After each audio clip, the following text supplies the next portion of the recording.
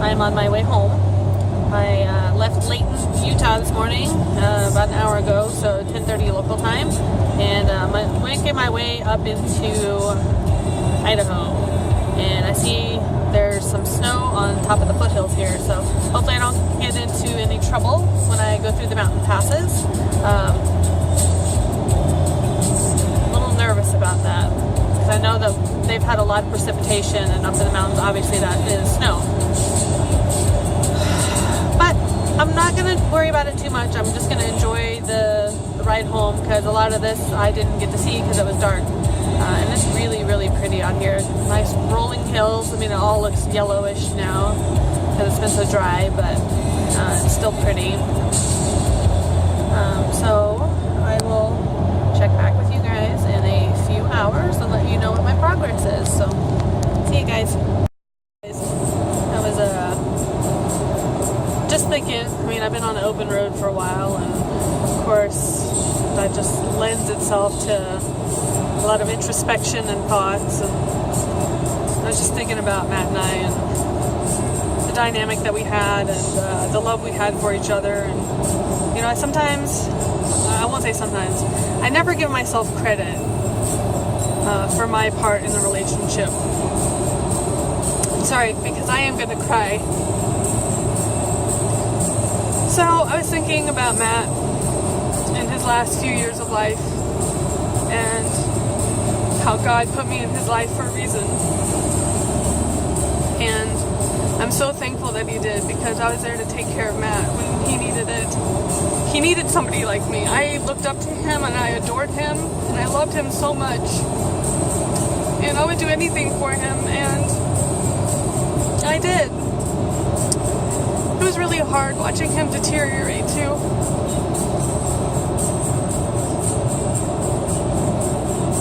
Just don't know.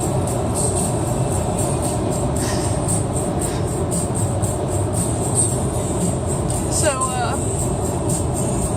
to watch him go from, a vibrant 24-year-old when I met him into what it was for the last few years with his kidney disease, and doing chemo, and, having difficulties in everything that he did, it's really hard to watch somebody you love go through that.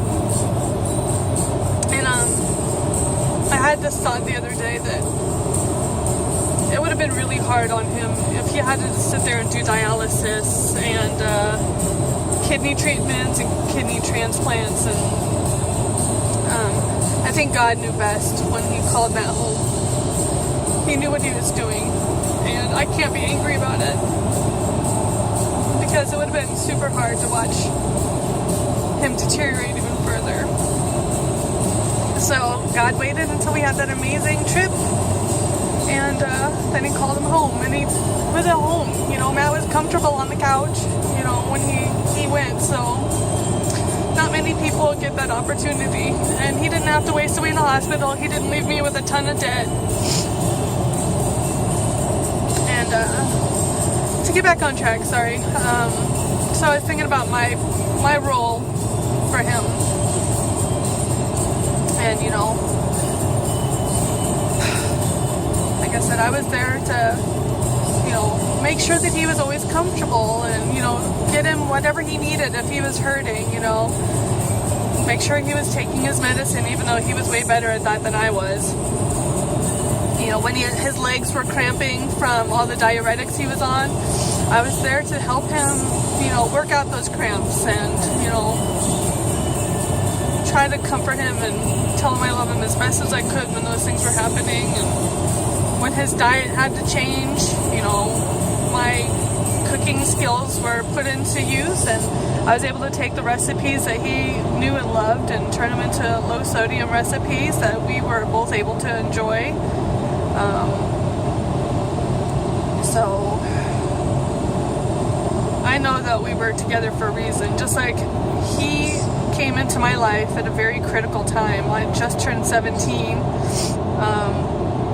All my hormones were raging and everything, and I'm trying to imagine my life if I would have ended up with somebody else. I probably would have had a terrible credit score. I might have a couple of kids by now. Who knows? I may have been, married and divorced a couple times. I don't know, but you know, he came into my life when I needed him to, and he taught me so many great life lessons that I carry on with me today. Like even this trip, I'll do things, and in the back of my mind, I feel reassured that it was something that Matt would have done and he would have approved of. So his legacy will live on in me as I move forward in my life, and I'm very, very thankful for the time that we had together. And not very many people can have or say that they've had a marriage like we had. He loved me very, very much. You know, I was his princess. He loved me no matter what. You know, I admittedly and ashamedly let myself go, and I stopped caring about what I looked like or what I was wearing, and you know, I'm sure it bothered him, but he loved me regardless. You know, his love for me never stopped. He didn't put ultimatums on me, and you know, I mean, he would be critical a few times, like, you know, when I wear oh my gosh, what are they called? Capri pants. He hated those. So, you know, I would listen to his advice on some things like that, but just saying, for the most part, his love was unconditional, and I never imagined that there was a love like that out there, and I'm so fortunate and blessed to have experienced that. And you know what? I might never, ever be in a relationship again, and I'm actually okay with that. I've been thinking about that this weekend, or this week I should say, and I'll never find a love like Matt's. The way he loved me, the way he made me feel, and that's okay. You know, I don't have to have that again, because like I said, how many times do people get a chance to love like that? You know, I would say not many, and I've had my one experience, and I can't dwell on what I don't have. I have to just focus on what I did have and appreciate it and love it and cherish all those memories and times that I had together with Matt. And, you know, now it's time to fall in love with somebody else, and that person is me. And I'm doing that, and this trip has really opened my eyes to just how tenacious and spunky and stubborn and sassy I am. So there is a lot of qualities about me that I enjoy and I like, and I need to learn to love every little tiny bit of it. So that is my goal, and hopefully I can do it, and hopefully this trip has kind of sparked something in me. So hopefully that'll grow and continue, and I'll have more confidence and be an inspiration to myself. So anyways, guys, that was my thoughts. Thanks for listening and putting up with my crazy, crazy emotions. Alright, I'll talk to you guys later. I'm gonna channel my inner Jeremy Clarkson. Alright, caravanners. If you are being overtaken by lorry drivers on the highway, you're going too slow. 70 miles per hour, mate. Speed limit is 80. Need to move over. Seen a lot of caravanners on this highway being overtaken by lorry drivers. Unfortunately, 2-lane highway. I think I'm going crazy. Maybe not. I don't know. I'm just well, Steven knows. I think Steven is probably the only one that's ever done a really, really long distance road trip with me. So he knows how I get. Ryan is the second close. Him and I went down to Sand Lake together, and that was a 6-hour drive there and back. So I didn't get too nuts with Ryan, but with Steven, you know how I like to talk in my British accents and stuff. So I was just laughing to myself because I'm watching these tractor trailer trucks overtaking people with their RVs, and I couldn't stop thinking of it in terms of Top Gear terminology, like the lorry drivers overtaking the caravanners, and how upset Jezza or Jeremy Clarkson would be seeing that on the highway. So I had to talk in my British accent for a little bit. I haven't used that in quite a while. Oh God. Being alone for 10 days or whatever with like nobody to talk to. I think the only people that I've talked to other than strangers, I talked to my mom and Steven on the drive down because I was going delirious and I needed somebody to keep me awake. And then I've talked to my dad several times throughout this trip because he does not text and he's been worried about me. So I've been calling him whenever I've had the chance and had good cell service. So, but other than that, I've had nobody to talk to, and I didn't realize how much that I needed that. Like, I do enjoy talking, apparently. I mean, I've been doing these video blogs and whatever, and I know they're kind of dumb, and I'm very repetitive because it seems like every little time I make a video, I repeat the last 5 things that I did as far as, you know, oh, I did this hike, or I did that hike, and then I had a sandwich, and then, you know, I walked to my car, and then blah, blah, blah. So it's like, you guys are getting the play by play, like over and over again of the same stuff. So apologize for that, but that's just kind of the way my mind is thinking, you know. I'm having a hard time even remembering last week. So I'm really happy that I did these video blogs because I'll be able to look back and kind of get back into the mindset of what I was doing that day. And that'll really help me with my journaling. So I'm looking forward to going back through all of these videos and seeing, you know, my state of mind and where I was and what I was doing, what I was thinking and what I was wearing, and it'll help spark those memories so I can get some really good journal entries going. So anyways, I'm gonna start paying attention again because we got road work coming up. Damn it. Screw you, Idaho, and your frickin' 30 miles of construction every 10 feet. Alright guys, see you later. Can I just talk about the other states and their roads? So the majority of my time I spent driving was in Utah. Didn't have any problems really. It was alright. I mean, the speed limits are decent and traffic wasn't terrible. And that was until last night when I was getting into Salt Lake City. And it was raining really hard. Luckily, I had the Rain-X on my windows, so I was able to see pretty well. But still, there was so much rain that I could barely see the highway markers. So my best option was to ride in the left lane where I could see the solid 2 lines they have that separates regular traffic from the HOV/toll lanes. And like I said, I was going 70 miles an hour, which is like the speed limit, hydroplaning, and it was pretty scary, and I was just trying to make it through Salt Lake to get up to Layton to get to my hotel.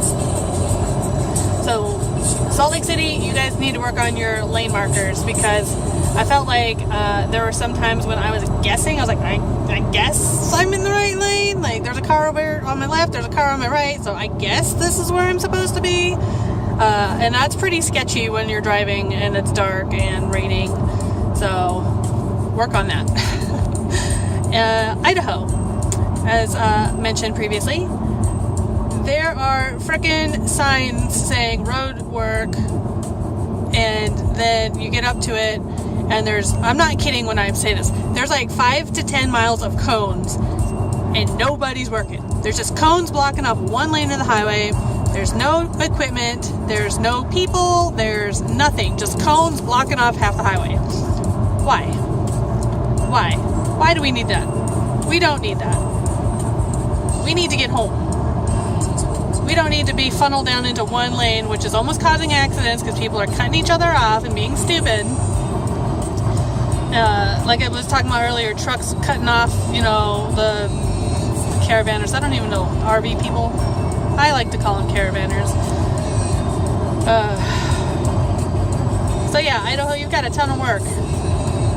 Or at least you say you do. I mean, all your signs say you've got a ton of road work going on, but I've seen like, you know, for every time I see a road work thing, I see maybe 1 crew. And I've seen maybe 6 or 7 of the road work ahead signs, so you guys need to get your stuff sorted out, and you guys are having a monopoly on all the traffic cones. Because nobody needs 20 miles of traffic cones. Well, apparently you do. Whatever. Alright, that's my rant. Sorry guys. I'll see you later. Checking in with you. This is probably going to be one of my last video vlogs because I'm in Washington. I just crossed the Umatilla River and I'm headed north on 82 I believe. Well, it's supposed to be west 82, but really I'm headed north toward Yakima. And I'm going to try to get home tonight. So it's 6 o'clock, 10 past 6. It's beautiful out here. I mean, there's a little bit of clouds and stuff, but the sun's coming down on the hilltop and it's gorgeous. I think one thing that I noticed with this trip is I did so much stuff in so little time that towards the end, even the fantastic things were just like, it's another canyon, it's another sunrise, you know, it's another whatever. Whereas before, like if I'd been home for, weeks and then I came out and I saw what I saw, I'd be in awe, like almost tears, tears coming down my face, like, oh my god, it's so beautiful. So, I don't know, I was just thinking about that, kind of interesting. Anyways, my drive is going okay. I'm a little sleepy, but I just stopped in Pendleton and got some fuel and had some dinner, so I'm feeling actually a lot better since I ate. I tend to do that to myself when I travel, is I don't eat properly. Not that Burger King is proper, but that was better than what I was doing, which was eating Sun Chips and drinking Snapple, so at least now I have a little bit more calories in my body and I feel more awake, which is nice. Because yeah, some of those roads, I mean, they're just long stretches of nothing in between, and I felt like kind of dozing. Like I almost wish that I had somebody to like fly out here and drive me home, because man, I'm just so road weary. But anyways, almost home. Probably be home by 10 o'clock. Thank goodness. I'm gonna kick the cats, make sure my brother didn't burn my house down. I haven't heard from him in a day or two, so I know he's working though, so maybe that's why I haven't heard from him. Oh man. Alright guys, I'll check back with you in just a little bit. I made it home, guys. Made it in one piece. I don't think Jack remembers me. It's been too long. He's moved on with his life. He's just interested in seeing if there's any hairbands up on my shelf. God, what a little jerk. Well, the house didn't burn down, but it smelled god-awful in here. And there is pretty much every single dish that we own in the sink. And I made sure that I cleaned before I left, so. Oh, man. I got to unpack my car and get in some comfy clothes, and I'm going to hit the hay. So I was on the road for 12 hours today, and I'm exhausted, so. Chick! What a little brat. Come here, say hi. Come here. Oh, little baby. Do you remember me? You look fatter. Is Uncle Derek feeding you too much? Alright guys, I'm gonna do a summary video tomorrow, just kind of sum up everything, and then I gotta get busy editing pictures on these videos, and that is not something I'm looking forward to. So have a good night guys, I'll see you later. Guys, I just wanted to say thank you so much for joining me along my journey. I had a wonderful time making these videos, and I hope that my passion for travel and photography has shown through, and that you guys got a real and candid, authentic look at my journey, both physically and emotionally, that this trip put me through. So I'm very excited for the next phase. Hopefully I will continue this momentum, and I'm pretty excited about where life is taking me right now. So I didn't think I would be saying that a year ago for sure, but this trip has been very challenging and opened a lot of doors for me, so I'm pretty excited. So thanks again for joining me guys. I love you all.